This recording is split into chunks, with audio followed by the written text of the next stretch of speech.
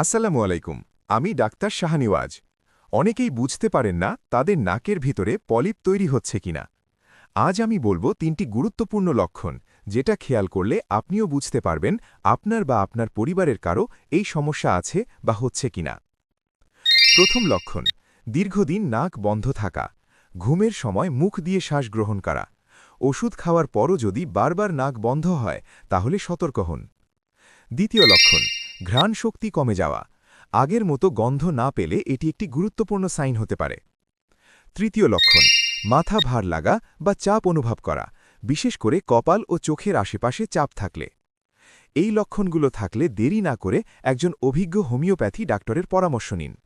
শেফা homeo নিকেতন আছে আপনাদের পাশে। এমন ইনফরমেশন পেতে চ্যানেল বা পেজটি সাবস্ক্রাইব বা ফলো করে রাখুন। সমস্যা আছে এমন কোনো বন্ধুকে শেয়ার করুন। সরাসরি কথা বলতে চেম্বারে আসুন। বিস্তারিত জানতে কিউআর কোডটি স্ক্যান করতে পারেন। ধন্যবাদ।